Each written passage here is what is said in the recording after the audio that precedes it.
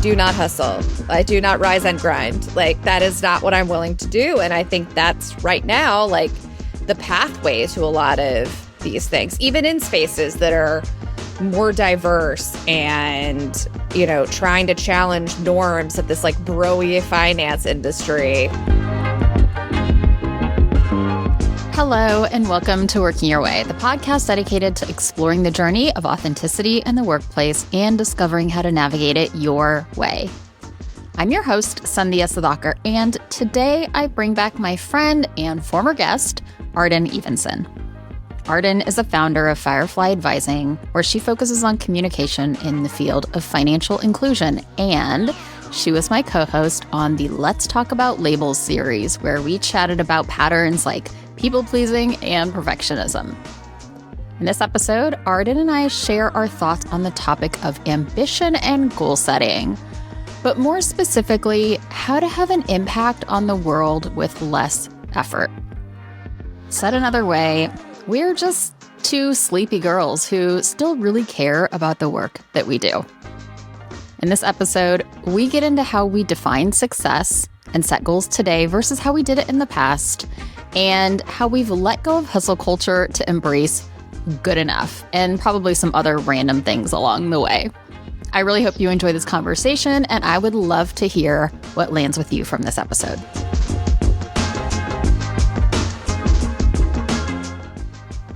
Okay, welcome to Working Your Way, Arden. I am excited to have you back. You are a regular around here. Oh my gosh. I love being a regular. I had a wine bar I've been going to regularly for writing time every week referred to me as a regular the other day, and I lit up. So I'm thrilled to be back. I think it took me approximately 45 seconds to respond to your text about coming back on to chat today. Exactly. Okay, so first of all, before I say this, I actually aspire to be a regular, and I think I'm going to make that I'm going to make that a goal for this year. So we're going to talk about goals. But I feel like that's a fun goal. I want people to know my name when I walk in somewhere, and I need to figure out what my place is. It's fun. It's like, I don't know, there's not enough community building in our society, and it's like a small way, I think, to like start kind of connecting like in your neighborhood and in your local area. So it's fun. Yeah, 100%. Okay, so today we're going to talk about goals. We're going to talk about ambition. We're going to talk about building a business or having a career, and how do we do all of this stuff without working so hard? Yeah, I hate working hard. I love not working that much. I'm like very outspoken, as you know, about not wanting to work that hard, which I think is more about not wanting to work that much than it is about how hard that is. Interesting. So like the origination of this episode came from just like a regular conversation that you and I have over text/voice notes about what our kind of philosophy is for how we're kind of designing our businesses. And I don't know, do you want to talk a little bit about where you are and what feels important to you right now? Yeah, it's, I have been in and out of sort of that independent consulting work a few different times. And so this is sort of my third foray into working for myself. And previously, it was much more about taking a break, right? Like making money maybe between jobs, looking for something new and not wanting to have to juggle a full-time job while looking for a new job. It was the ability, the financial safety net to leave a toxic work environment.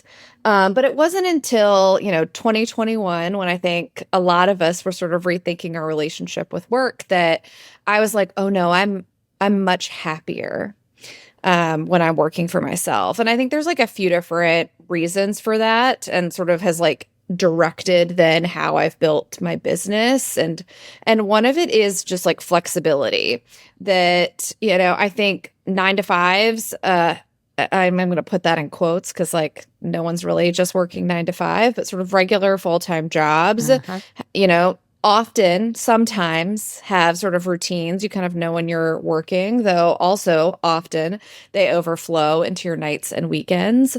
Um, and I think for me, I like having more flex in my schedule um, during sort of regular working hours, which, yes, sometimes means I'm working nights and weekends, but that's by choice. Like that is a thing that I'm opting into and not something that I am doing because someone else is telling me to. And I am sure we'll get into I'm sure my birth chart, why I don't like to be told what to do at some point. You were the expert on my birth chart. Um, but so yeah, it was a little bit about flexibility, and then it was a lot about stress management. And I have chronic migraines, a big trigger stress. Stress is not something that we have a lot of control over in our life, but I sort of learned what kind of work, what kind of projects made me less stressed and have gravitated towards building a business and choosing clients that do not stress me out. And so that's sort of been kind of the focus of my work. But it's really like kind of where I'm at now is that, and I think where I've been for a while, like I'm a new mom, but like I built this business unrelated to that, and like it continues to work the way that I want it to while I'm doing that. There haven't been big changes in how I'm sort of approaching any of it. Like the schedule looks a little bit differently when I'm working looks a little bit different, but the approach to growing the business and what work I take on hasn't changed because I was pretty intentional about that to begin with. And so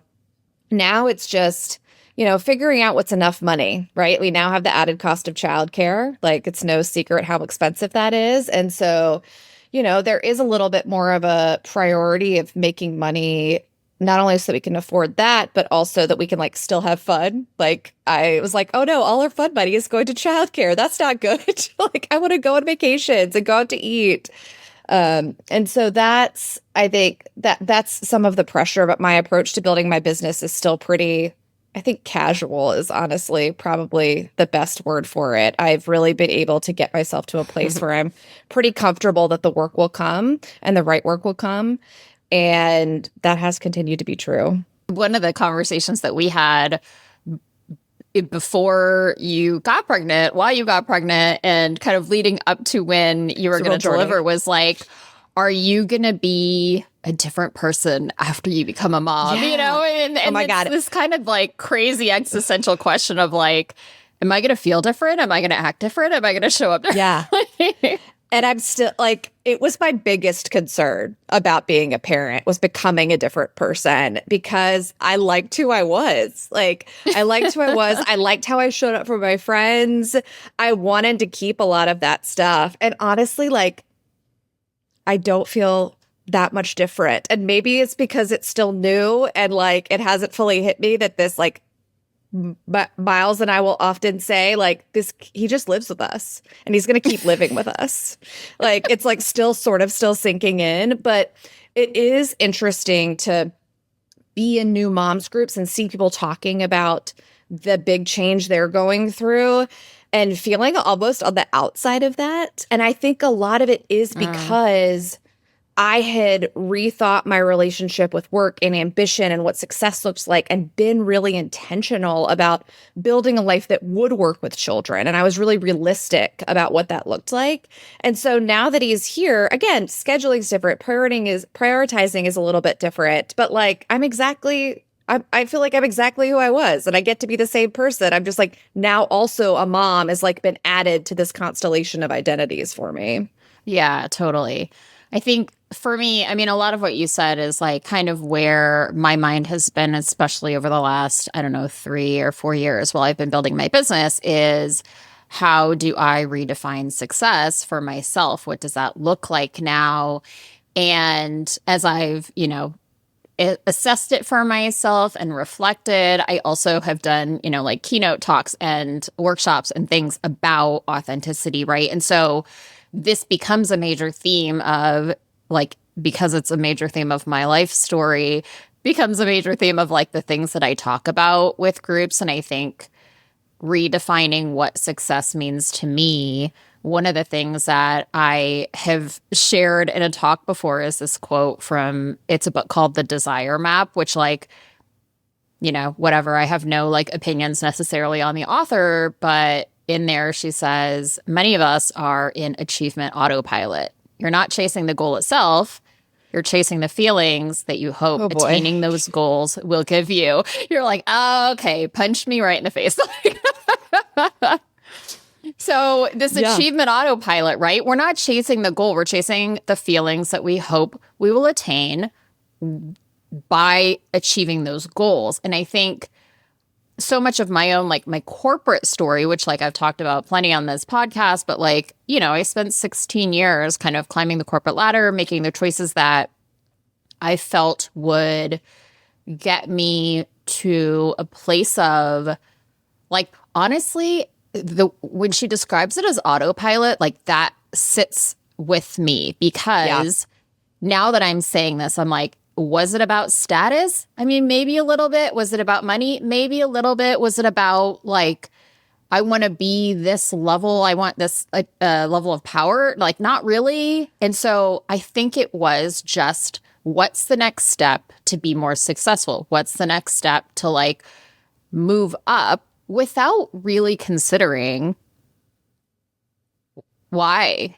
Like, why do I want this?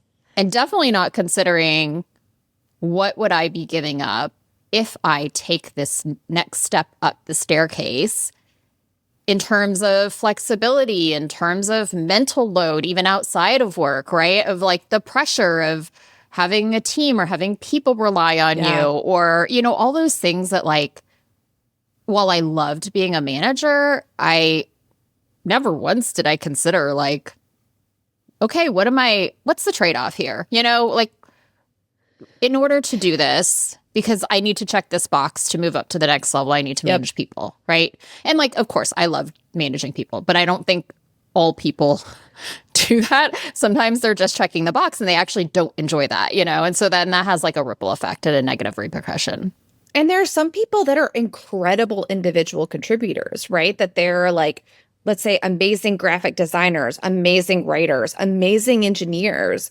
And if we're forcing all of them or encouraging all of them on this like very specific like path towards management and up a corporate ladder, we're like losing something collectively, or even in addition to the individual, by like not allowing them to pursue this other path because they think they have to move in this one direction. And it's the only one that we talk about. And it's the only one that has like the esteem along with it. And in some cases, yes, also the financial stability, which is something that people certainly are drawn towards. Yeah. And I remember I had this like moment where I had gotten promoted to what's like called band 3 at P&G, which is like kind of the first senior manager level. And I got like a $4,000 a year, salary increase. Like, and the way that things changed, though, I remember coming back to my desk after a meeting with Target at the time. And I had like a line of people that needed me at my desk. And I was like, I'm making how much more money? And like, and then like I come back and like all these people need me. And I was like, this is a scam. I just literally was like, I am working so much harder for what is that? Like a couple $100 a month more, maybe at that after taxes. And I was like, what the heck? Yeah. And I think like I don't know, you and I talk a lot about like privilege. And so I think that like being able to choose anything over making more money is a privilege. But, I think it's something that I've realized is that like, even still I click on those LinkedIn job things. And if I see a job that's like VP of content for $350K, I'm like, interesting. Right. Like I could do that. Yeah. I could do that job. That would be cool to have that much money, that stability. But I've luckily learned after a brief daydreaming that like that amount of money comes with so much additional stress and so much more pressure in my life, and takes away so many other things that like, yes, we would have a lot more financial stability if I took a job like that, but we would lose so many more things that like I have decided individually and we have decided as a family are like not worth it. Yeah, I think that's the thing. Like I think about this because I have so many incredibly capable, amazing female friends that are at executive levels in companies right now and also have like young kids, and the overwhelm that I feel on their behalf of trying to manage it all, to do this job, to like have a late meeting, people need you. Okay, you got to put food on the table. Like kids have all their activities, their soccer and their this and their that and their whatever. And I'm like, it's too much. Like it is too much for anyone to handle. And no wonder so many of them are asking me like, okay, what do you think I could do what you're doing? Like, could I start my own business? Like do the independent thing? And I think about it too, because like I do the same thing where I'll look at, LinkedIn and it's like, ooh, 300K a year. That sounds great. I'm certainly not making that now. Right. But then it's also like, oh, how much of that 300,000 goes to daycare, extra fees for daycare to keep your kid until 6, or, hiring someone to help you prep food, or like people to clean your house and to do all the things, right? Which some of these things I think are very worthy expenditures, right? I don't like to spend my time cleaning. And so I hire people to clean my house. And how much of the stuff are we outsourcing that like we actually would want to do if we had the time? Yeah. And so then it's like, oh, well, that extra 100K, like what's that really going to? I'm spending more time working, but I can afford to pay people to like take care of my kids while I work. Like, it feels a little, what is it in service of, There's this like tension, I feel like, between like working parents should have more flexibility and like we shouldn't put working parents in these positions. And I agree, but I also think we just shouldn't be putting anyone in these positions, right? That I also don't want a society in which like I think these are intense jobs that put a lot of pressure on people, that it's just assumed it's just assumed that everyone is just like willing and able to work 60 hours a week in a high pressure job and like be on call 24/7 for emergencies. That's just like, of course. And it's like trying to get away from those assumptions that like, not only should we not be putting working parents in that situation because they do have extra responsibilities and like priorities, but we just really shouldn't be putting anyone in that position. And there shouldn't be that dichotomy. Yeah. And to be very clear, I don't have kids. And so I'm not actually dealing with a lot of these struggles, but it's stuff that I think about, and it just thinking about how unrealistic the expectations are that we're setting people up for, to have a great job, to make a lot of money, and to be a happy person. Right. And so I'm curious, like, how do you define success now? Because I think, we've talked about this a lot. Like, I think we are both still, like, I will never not have goals. And I consider myself ambitious still. Now, I did look that up, and it said the definition of it was a strong desire to do or to achieve something, typically requiring determination and hard work. And I was like, actually don't disagree with that. I am determined and I do like to work hard. But I think to your point that you made before, I just don't like to do it as much. Like I want to work hard, but for less hours. And I'm never not going to be someone who's like wants to do better or be better or help the world or people in some bigger way. I will never not have goals. I really think for me, success looks like I don't have like really defined goals.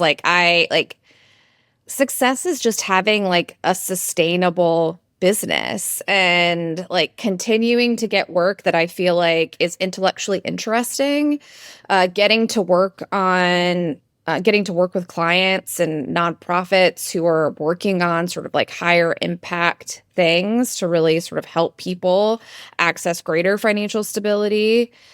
It's working with people I enjoy working with. I want to move through the world with like kindness and joy wherever possible. And I want that to be a part of my business whenever possible. I saw someone share on LinkedIn yesterday that one of their sort of objectives as they're moving through their work or something that one of their values is to like inject delight as often as possible. And like that's sort of more what I like aim for. I think much more about like how I move through the world, and it's much more holistic that like, you know, we talk a lot about this like good enough business, and like that's the goal. Like it's to make enough money to be able to afford our expenses and also do nice things. It's about doing work that I find interesting most of the time, but sometimes not all of the time. It's about liking most of my clients and enjoying doing the work. And it's about having the time and the energy to do things outside of work that fulfill me in some way. And like it's not specific. I don't have like financial objectives for the year. I have like general ideas of what I need to make each month, and like if I make extra, great, and if I make less, we figure it out. But like it's yeah, it's not super defined. It's like very much like a success is a vibe or something for me. Yes, success is a vibe. I actually, as funny as that is, like, I think this idea of sustainable success is one that I like talk about and think about a lot. It's like, how do I achieve my goals? And I think my goals are like the impact I want to have on the world, right? And that is in my work and outside of my work. I want to help people have better relationships with themselves, with each other, help them communicate better, help them like enjoy other people more, and like connect to people better. And like, I think I do that equally with my work with teams and Enneagram as I do with my friends on a Saturday afternoon at brunch. And so that impact I want to have on the world, like I want to help people achieve their goals in this sustainable way. And along the way, I'm also seeing that as my own success, because that sustainability means I'm doing it in a way that I can do this for a really long time, because I don't think I'm ever going to be one of those people who like at 65 just stops working. Like, I don't know what I would do with myself. And like, I probably would be a menace like to everybody in my life if that was the case. I'm like, I need something else going on. But I think the idea of like doing this for a long time means it needs to like feel good. It needs to support my well-being along the way. Yeah. I need to be enjoying myself. I need to be intellectually stimulated and like be able to learn and grow and like read the books that I want to read. And, all of that kind of stuff is like part of that, enjoying the process along the way. It reminds me a little bit of my birth plan was to like go to the hospital, have a baby, everyone leaves the hospital. That's as detailed as it got. And the other piece of it was like, I just want to have a nice time. Like I know that this is like a hard and like painful experience, but can we just try and have a nice time? Can we like laugh through things? Can we like play good music? Like, can we dance? What can we do to like have a nice time? Like, that's my only instruction to the like labor and delivery team is like, can we just have a nice time? And I do feel like that's sort of how I like try everything. Like, can we just have a nice time at my job or not at my job? I just want to have a nice time. Exactly. Have a nice time. That's the goal, right? That goes on the strategy document for, the 5-year plan. Exactly. Have a nice time. Did you have a nice time? Until I didn't. Yes. No, I literally like was doing crosswords and like dancing around to my Latin pop radio for a good portion of my labor. Okay. Well, we 80-20, right? Good enough. Like, yes, we do the best we can. Yeah. Yeah. I was speaking of, this kind of like success and like, I think it's the difference of I'm in this for the long haul and I kind of want it to be like here, right? And I'm, making a line with my hand. Yeah. Like instead of hustle to get to this goal and then like, I don't know, and then hustle to get to this goal and then I don't know what, and like having kind of almost that disappointment too sometimes that comes along with like, I'm going to sacrifice to get to this goal and then what? I'm going to look for the next big goal. Like, yeah, it feels like extremes. And that's what I want to get away from, I think. you know? It's like I almost want the dating experience to be like unremarkable. Like, when you look over the like, okay, what have I done this year? And like, how did these projects go? I want to feel really good about that work. And I want to be Right. proud of the end product, and I want to be excited about the things that my clients are doing. But like, I think many of us are attracted to the spikiness, right? And like those really high Uh-huh. highs, but they like often come with like low lows. And it's like, how do we like smooth out that process? And like sometimes I think that like, I don't know, our brains can find that a little bit boring. And it's like letting yourself be like fine with the boring. Like I even like if I have like new prospecting calls and stuff, like I get that dopamine hit. All I want to do is work on that proposal instead of the other work that I need to be doing. So like, ooh, new money, new work. Like, I get it. But like, yeah, it's like being a little bit more comfortable in things not being really hard or really stressful. And like letting that be okay. I'm not a licensed psychologist or therapist at all. However, I think being addicted to the high highs and the low lows is a trauma response. It's like, Yeah. and I think as you're saying that, like to me, I'm like, it's not that I don't experience extremes in my life. Like I want to experience like the greatest joy. And unfortunately, Oh I've my gosh. experienced a lot of like the deepest pits of like grief and Yeah. difficulty. But like I don't need to do those because of work. Like I don't need work Right. to cause those things, Yeah. right? Like Yeah, exactly. that's just life. And like I embrace the highs and lows, but like I don't need my job to contribute to either of those extremes. Yeah, totally.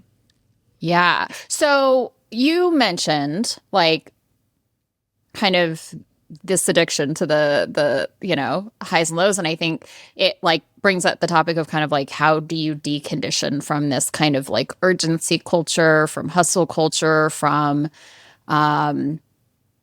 it's hard because we live within a system, and that system is what, late stage capitalism. And it's like the world is saying do more, don't pay attention to how much resources you have, whether that's your energy or your money or your time or your health or your whatever, just like keep pushing forward.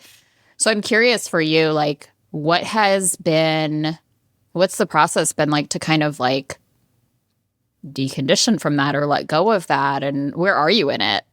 Yeah, it's interesting. I was like trying to reflect on like, I worked I was a very early employee at SoFi, now a very large neobank with stadiums and ads everywhere. It was a really difficult job. I was young, 24, 25. I was managing all of our social media, all of our PR, all of our content. Also going around the country to do in-person, low-budget events, really scrappy stuff. And I realized, I think, that I was like working really, really hard, and like sometimes 15-hour days. I was often one of the first people in the office, and I still wasn't being like really appreciated for that. Like I was being told about how I was dropping the ball on some things, or like not meeting expectations on this, or not delivering on this thing that I didn't even know was my responsibility, which, as you know, is the worst thing you could do to say to me.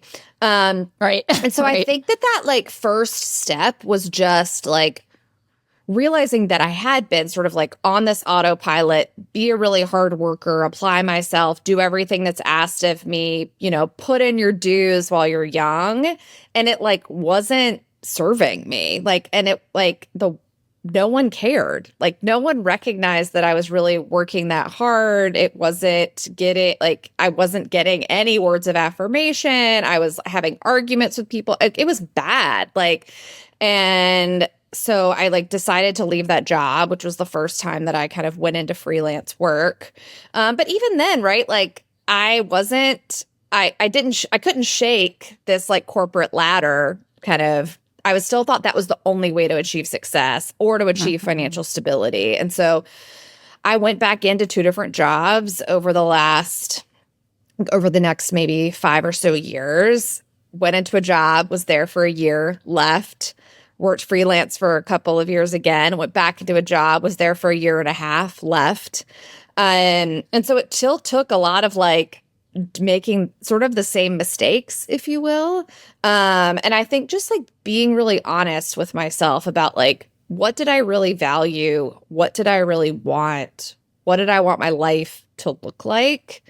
And I think it helped that I'd had reasonable success in this freelance business before.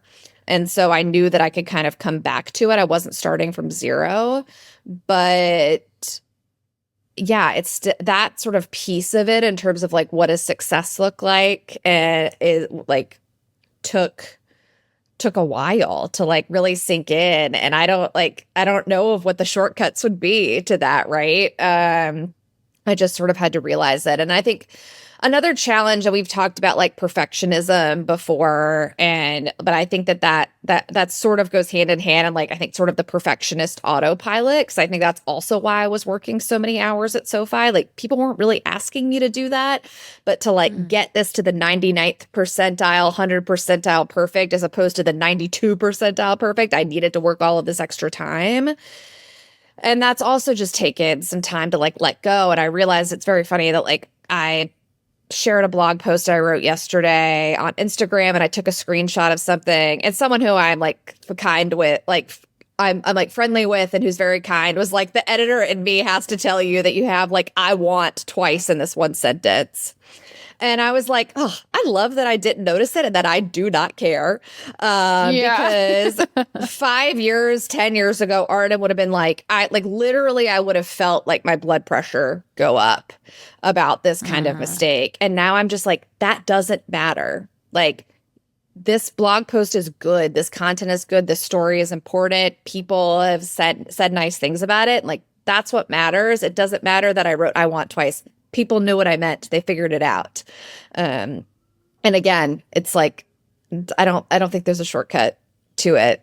Yeah. I mean, it makes me think of this idea of like personalizing work too much. Like, if you say something wrong in a blog post you write for a client, like, how much does it mean about you, right? And like, yeah, it doesn't. It means nothing about you. And it is hard to kind of separate that, like, especially in a solo business, like your work product is a representation of you, right? And like, totally. To kind of start to detach from that a little bit, I think is a big deal. I think also realizing that like, it's, my work is so like, it's a lot of written communication, and like, that's not a like objectively this is the right way of doing it kind of thing too. And so it's like, I can spend all of this time trying to make it perfect, but it may not be the way that client wants it to be. And so it actually isn't worth my time to do that. It's better to get their feedback on something that's, 3/4 baked, and make sure that that's the right direction that we want to go in before I put too much time in something else. And I've gotten better at that. But absolutely, when I start working with new clients, I like want to impress them, and I want them to like me. And so almost always during those first rounds of feedback, I still have the like blood pressure turn red, freak out, adrenaline hit of like, oh my God, they hate me.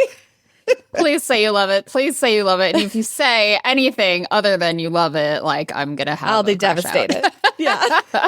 Yeah. Yeah. I think for me, like, there's a couple of things that I think about when I think about like unwinding from like hustle culture, from urgency, from all these things. Like, part of it just was so ingrained in my mentality. And I talked about this in an episode that I talked about, like, the things that I've learned in starting a business is like, in corporate, there's very clear like KPIs and things, right? And so it's like, you have these goals, and so you like maybe want to get to a 10 out of 10 in achieving these certain things. But having my own business has forced me to like just kind of surrender, which like is the hardest thing for a hyper independent, like, daughter of immigrants, like, oldest girl in the family, like, all those things, like, eldest just daughters. We do so much. relinquishing control, knowing that, like, embracing the fact that, like, I don't have control. Like, I literally don't, right? And so when there's all these resources and you're part of a system that, like, you can control a lot more of it in the corporate world. But I, like, can put this thing out into the world and maybe everybody doesn't understand it or they don't need it or they're not going to hire me or whatever. And it's like, I have to adapt and learning that I need to take step one and get, like, response from the world for that versus, like, take 1 through 10 before I put it out there it's kind of what you're saying, right, about the client work, but it's also the same, I think, with, just like my business strategy or all of that kind of stuff. And I think, my first year, I created, like, quarterly, like, I want to get this many clients at this much average revenue per client, and I'm going to get to this. And by year 2, I'm going to get to my same corporate salary that I had before. And, like, that was how I defined success, I think, early in my business, because I was like, I felt like I had something to prove also, because I was like, I'm going to prove that I can do this on my own and I can make just as much money and I can work less and all the things, right? So there was, like, good intention in that. But as I've realized, like, I can't control so much of that or that number of hours to get to that goal was not going to be worth it for me. And now I adjust my lifestyle a lot more. And that's actually okay because I can do that where I'm like, do I really need that thing? Or maybe I am going to go on fewer trips, but, like, my day-to-day is way less stressful and I'm cooking and eating healthier and I can, like, make time for exercise and, all these things. So it's like, I think understanding that there's flexibility on both sides, right? Where I can be like, I can make more money, but I can also spend less money. And what do I really need? And I think it's actually been a healthy process for me to not buy so much stuff or not spend so much money on expensive dinners that afterwards I'm, like, a little resentful of, or, things like that too. Just, like, evaluating how I spend my money has been good. Yeah. There's, like, a lot of different dials, right? Like, I think we often just think that, like, it's only about the income and the money. And I do think that, like, sometimes that is the easiest dial. It has to be to some extent. Yeah, to, like, turn up and down. But, like, I don't know. We just, like, I realized that, like, we could probably negotiate our rent this year. And so I did. And so, like, that was a way to spend less. That does not mean I have to eat out less and go on fewer trips. But, like, now I've saved us $350 a month. And, like, it just took a few emails. And so it's like, but I think when we're in that, like, corporate world, we're just looking at salary most of the time. And it's not just the money, right? It's time, it's stress. Like, there's just there's a lot of different things that can go up and down and that there are trade-offs to all of this stuff. And just being, like, more mindful that it's like, if you have a certain level of financial security, then you're able to play around, I think, with some of these other things. Yeah, I think that totally makes sense. It's like all the levers, all the dials, like, you can adjust so much more, and, like, turning one down means you turn another one up or, whatever. But I think letting go of control is a big one. The other thing that I notice a lot, and this is where I'm like, ooh, I should work harder. I should do this. I should do that, is comparison. Mm-hmm. Like, I am someone who naturally looks outside of myself, sees what other people are doing, right? Defining success outside of myself is, like, always going to be ingrained in me a little bit. I've done a lot of work on that, but also it's like, ooh, that person got that shiny thing, or, like, oh, that person got a TEDx talk. Like, what do I need to do to also get a TEDx talk? Like, and I have these things in my head that I want, and then it's like, ooh, and I feel that, like, okay, I need to get to that thing this year. And it's like, does it need to be this year? Could it be next year? Like, maybe you won't want it next year. I don't know, And so there's some of that stuff happens too. Yeah, it's so funny. I was thinking about how every year I go to this New York FinTech Women holiday party that's on the floor of the New York Stock Exchange. Like, it is very fancy. I get to go every year because I am friends with someone who organizes it. And every year people ask me if I'm one of the honorees. And every year I say, no, I don't work hard enough to be one of the honorees. Because again, I think that it's interesting that I think about that in the idea of again, those trade-offs that how much are these people working to get this thing? And right now it's important to me to not spend that much time working, right? How much did they hustle? I do not hustle. I do not rise and grind. That is not what I'm willing to do. And I think that's right now, the pathway to a lot of these things, even in spaces that are more diverse and, trying to challenge norms of this bro-y finance industry. It's when thinking about success, the success is that I've been a good enough friend and kind enough to these people, and they enjoy having me at this event regardless of whether or not I've hustled all of the time. And it's really cool to be able to be invited to this event and have just basically only women on the floor of the stock exchange. That's a very cool thing. But it's very you look at this thing and I'm like, oh, that would be, but I also am that would be cool. Even now as you're talking, but maybe I have done enough to get that, or maybe I should do that. But do I want that? What does it mean? How do I ask myself more questions around some of that stuff? But comparison, it's hard. Yeah. And I mean, sometimes I'll find myself being like, ooh, that person's so successful at this thing. And then I'm like, I don't even care about that thing. Why am I but it's so immediate and instinctual sometimes, right? Where I'm like, ooh, I want that too. And then I'm like, no, I don't. Yeah. No, I well, don't. Everyone's lives and achievements are often so publicized now, right? We're exposed to it so often. So it's very easy to end up comparing yourself to something when you did not wake up that morning expecting to do that. Yeah. Yeah. I have this deck of cards. It's the Nap Ministries Rest deck. Incredible. Yes. Wonderful friend Erin Bowdy, who is an Enneagram coach and has been on this podcast a couple of times as well. She might be fellow regular. The second most asked back guest, second to you, Arden. You're number one. So no comparison needed there. And I pulled a card out and it says, divest from capitalism, lay down somewhere. And I was like, that's basically exactly the theme of most of our conversations, because you and I just really talk about how much we love sleeping. And even if I'm not sleeping, I would like to be laying down. So... Well, we're recording this from my recliner, my electric recliner. My feet are up. I want to there's a joke around horizontal parenting being a parenting strategy, which means you lay down and figure out how to play with your kids while laying down. That is my parenting strategy of choice. I want to have my feet up. I want to be lying down. I can be awake, but I loved it. The bed, the couch. Love it.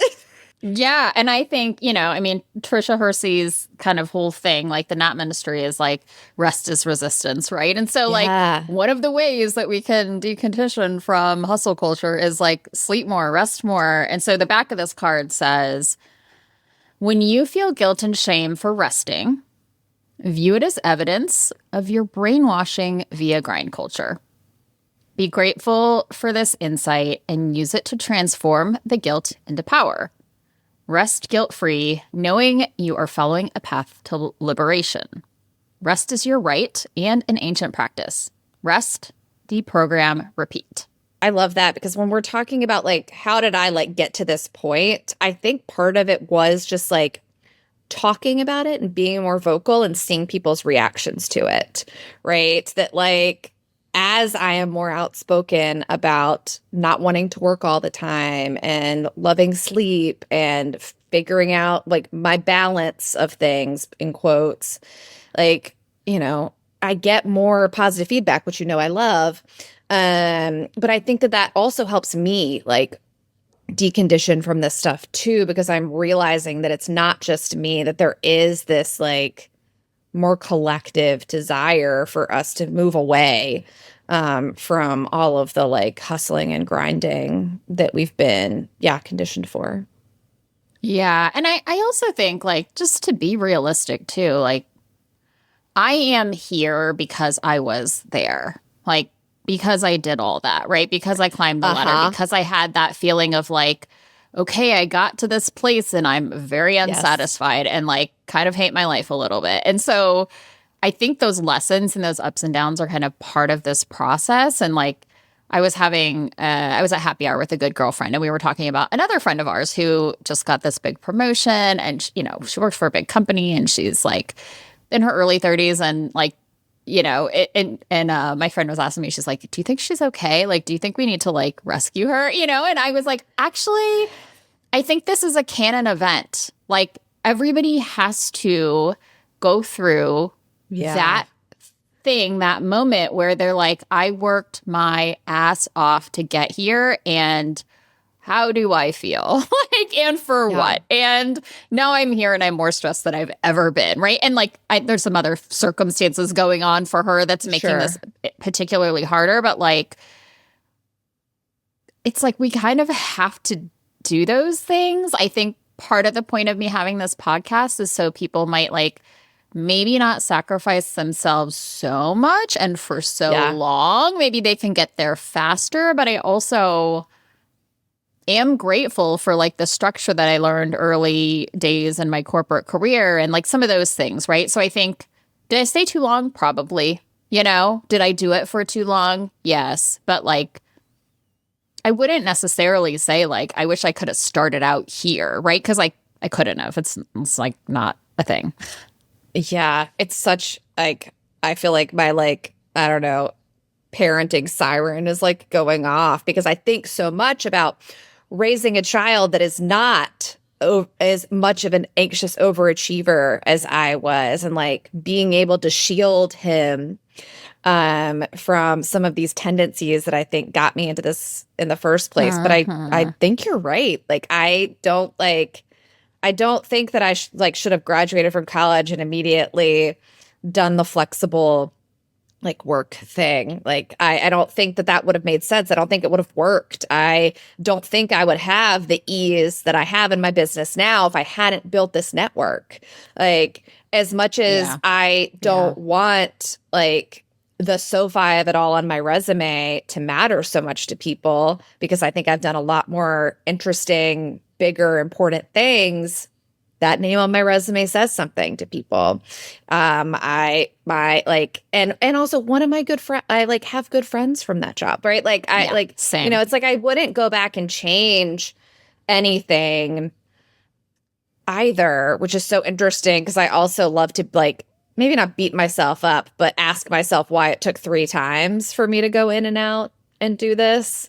Why couldn't I figured it out sooner? But I don't know. I'm not a big like regrets person, so I'm also just kind of like this was Yeah. the way it was supposed to go. Well, as we kind of wrap up,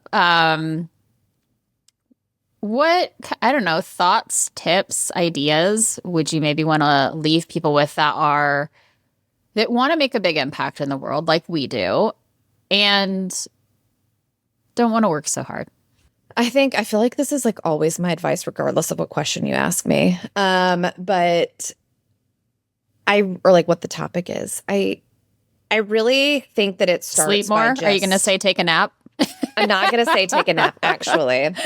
I just think that it starts by like questioning like whether things have to be this way, whether like you're like really happy in this job, what are your goals? Like it's really just like taking a step back and being like, have I considered all of my options? What are the things that are important to me? What do I value? What do I want my life to look like, 5 or 10, 20 years from now? Like, is this really what I want to be doing? Right. It's like getting off of that autopilot and trying to do some more like introspection.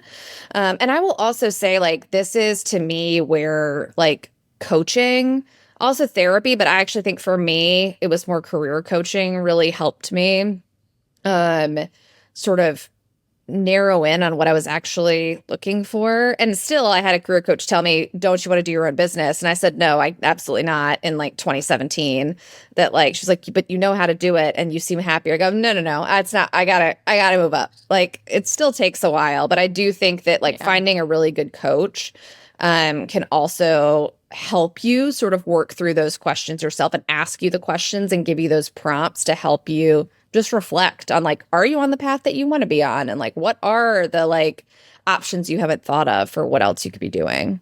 I think it is similar to that, but like, I think there's the extreme version of this, which is like redesigning your life, right? Like sit down and Yeah. consider what's important to you, do a wheel of life exercise or whatever it is, right? There's like actually I think a Yeah. couple of I think I had a New Year episode that had a couple of resources around that or something. But I think in lieu of the big like blow everything up and start over, it's like incrementally like how can you make your life a little easier? And I think maybe starting by asking yourself a question of like, what is it in my life that's really hard, that's a struggle that I don't have to be doing? Like, Yeah. is parenting a struggle some days? I'm sure, absolutely. But like, you don't get to choose to not parent. He lives here So forever. it could be, right? You have a new roommate and he's not moving out anytime soon. So thinking about what am I stressing myself out or struggling with, and how can I make that one thing easier? Because I think also that awaits to me as a sign that like, okay, is this something that I can outsource? Is this something that I can stop doing? Is this something that I can change the way I'm doing it? Is this something that I can make more fun while I'm doing it? Like there's a lot of ways around that. Could be the laundry, or it could be this one part of your job, And Right. so there's short-term changes and there's kind of more long-term changes. But I think that struggle for me is the indicator that I just need to change something about that thing. Yeah. And that also like prompts me too that I think a lot of times boundaries are the answer, which is really hard at a like big, like at a really big high level. But what is one boundary you can start setting, right? Like, oh, I'm not available between 6 and 8 because that's when we spend time with the family and like get the kids ready for bed. Or, I actually am always going to take 30 minutes for lunch, or I'm going to start saying no to this one very specific request that is not in my job description at all. And it's like, what are some small boundaries that you can start like putting in place? Because I agree that I think like we often think in dichotomies, like stay in this job exactly how it is or quit this job. And like maybe there's some flex, which doesn't make it perfect, but makes it a little bit better. As you're saying, like, oh, I'm going to go on a 30-minute walk every day. It's like sometimes that's also not realistic. Like sometimes your Totally. day explodes in the morning and you're not going to take that walk, and like that's okay. But like just do it tomorrow, like take your Yeah. walk tomorrow. Don't do it today, but like try again tomorrow. Yeah. Yeah. Yeah. Giving ourselves grace, I think, throughout this is also really important. Yeah. Yeah. And I could say a lot more about like focus on what you're really good at and, take this strengths-based approach and know your talents and all that stuff. And there's plenty of other episodes in this podcast that I can Yeah. refer people to in terms of like how do you use the things that you naturally have. I think that's a big one. But I think for now it's like where incrementally in a small way can you start? Sometimes it's fun to push the status quo. Sometimes it's fun to do different things. I'm recording this from my recliner. I'm going to take my prospecting call that I have right after this from my recliner with someone I've never met before. Like it's been fun to sort of like redefine for myself and like show that to others and like start I think that makes it. I think sharing how you're challenging the autopilot and the status quo can make it a little bit more fun and rewarding. I love that. I think there is a ripple effect. And like, I think that motivates me a lot of times is like in the like, I have something to prove, but it's not so much for, I want to prove to myself that I can do this. It's like, I want to do it to set an example for other people so Totally. they know that it's possible because it is. Yeah. And, I'm working on it still. It's a work in progress to have Totally. this like lifestyle and successful business and financial stability and all the things, but like I'm still going to really click on LinkedIn jobs. I'm still going to click on LinkedIn jobs every week. I'm still going to do it. I haven't done that in a long time, but haven't applied yet, but I'm still going to click on them. Yeah. Okay. Well, thanks for having this conversation with me. And I know you're working on some things also to talk more about how you build your business and how we can be like ambitious-ish, but also, just not struggle, not stress and struggle so much. So, yeah, absolutely. Happy to be here. Always happy to chat and be regular. We'll continue this on voice notes. Great. See you there.